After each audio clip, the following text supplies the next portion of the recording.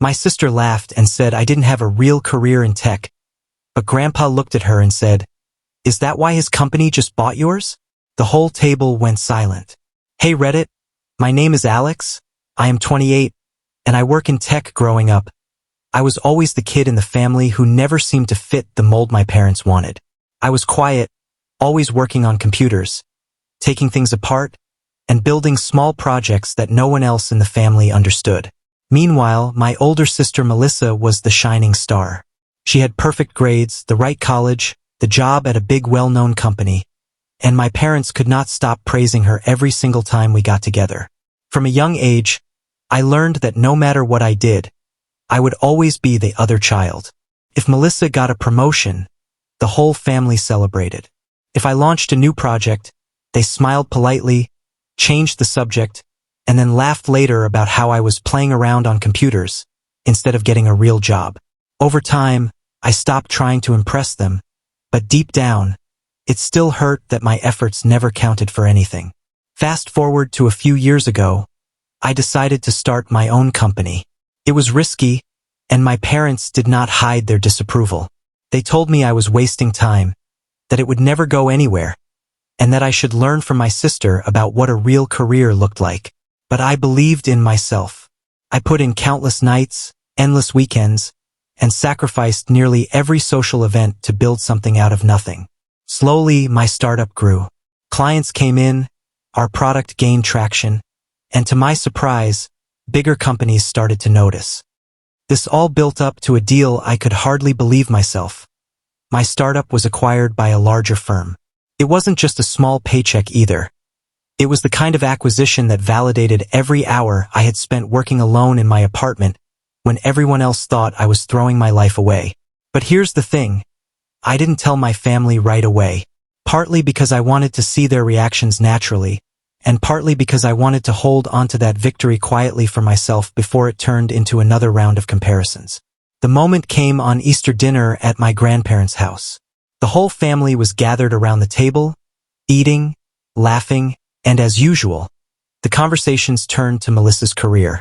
She went on about a project she was leading at work, the challenges she was facing, and how she was being considered for another promotion. My parents listened proudly, nodding along, while I sat there cutting into my food, staying quiet.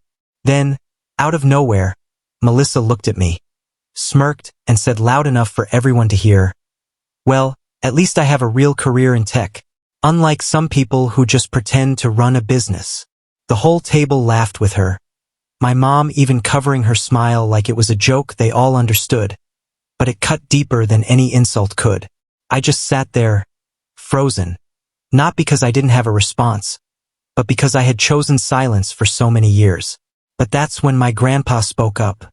He looked at Melissa directly and said in a calm but sharp voice, "Is that why his company just bought yours?" The room went silent. Forks froze in midair. Melissa's face turned red, and she couldn't even speak for a moment. My parents stared at Grandpa, then at me, completely shocked. The words hung in the air like a thunderclap, breaking apart the years of dismissal I had lived with. My sister, who had always been put on a pedestal, was finally knocked off it in the most unexpected way possible. The silence that followed my grandpa's words was unlike anything I had ever experienced in that house before. Usually, holiday dinners were filled with noise, conversations overlapping, laughter bouncing off the walls, and Melissa at the center of it all, holding the spotlight. But that night, after my grandpa exposed the truth, you could practically hear the clock ticking in the background. My sister's fork slipped out of her hand and clattered against the plate, and for the first time in my life, she did not have a clever comeback ready. My mom was the first to break the silence, her voice low and nervous. "Dad, what do you mean by that?" she asked, her eyes flicking between him and me. I could tell she already knew the answer, but she needed to hear it spoken out loud, as if admitting it might somehow make it easier to accept. Grandpa leaned back in his chair, calm and collected. "Exactly what it sounds like. Alex's company finalized a deal a few weeks ago. His work was strong enough to be acquired, and if I'm not mistaken, that acquisition included certain assets from Melissa's firm. His eyes didn't leave my sister's face, and the weight of his words hung in the air like a heavy curtain. Melissa finally found her voice, but it was shaky, tense, and sharp around the edges. That's not possible. There's no way. My company would never sell to some small startup run out of a bedroom. She snapped her head toward me, her eyes wide with panic. Tell them he's lying, Alex. Tell them this isn't true. For the first time in years, I met her stare without flinching. My voice was calm, steady, and almost too quiet for the weight of the words I was about to drop. It's true. My startup was acquired, and part of that deal included buying out struggling divisions from larger firms. One of those just happened to be yours, Melissa. Her mouth opened, then closed again, her expression a mix of anger and shock. She looked around the table as if expecting someone, anyone, to come to her rescue. But no one did. Even my parents sat frozen, unsure of how to react. For years, they had treated her as the golden child, the one who could do no wrong. But now, faced with the reality that their unsuccessful son had just outpaced their perfect daughter, they were left speechless. My dad finally cleared his throat, his words coming out uneven. Alex, why didn't you tell us about this earlier? Why keep something so important hidden from your family? His voice carried that same edge of disappointment I had grown used to hearing, but this time, there was something else underneath it, a hint of fear. I took a deep breath, feeling years of unspoken frustration rising to the surface. Because every time I tried to tell you about my work, you brushed me off. You told me it was a waste of time, that I should learn from Melissa, that what I was doing didn't matter. So I stopped telling you. I stopped trying to earn approval that was never going to come. I decided to prove myself through actions instead of words. And now here we are. The room fell silent again, but this time the silence was different. It was heavy with realization, with guilt, with the knowledge that they had spent years belittling someone who had been quietly building something real. Melissa's eyes shimmered with tears she tried to hide, but her pride kept her from breaking down in front of everyone. She sat rigid, her jaw tight, her anger barely contained. My aunt, always the peacemaker, tried to step in. Well, success or not, you're still family, and we shouldn't turn this into a competition. But even she sounded weak, like she knew the damage was already done. No one could pretend the balance hadn't shifted. Grandpa finally spoke again, his voice firm but gentle. This isn't about competition.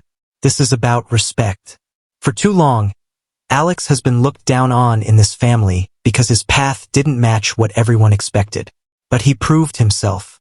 He earned this, and instead of celebrating him, you mock him at the dinner table. That ends tonight. Melissa pushed her chair back abruptly, the legs scraping against the floor. This is ridiculous, she spat, her voice breaking.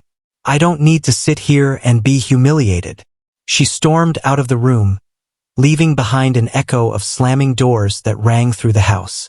My mom tried to go after her, but Grandpa raised a hand, stopping her mid-step. Let her be, he said quietly. She needs to face this on her own. The rest of dinner was uneasy. Conversations were forced, smiles were hollow, and everyone avoided looking directly at me. But for the first time, I didn't feel small at that table.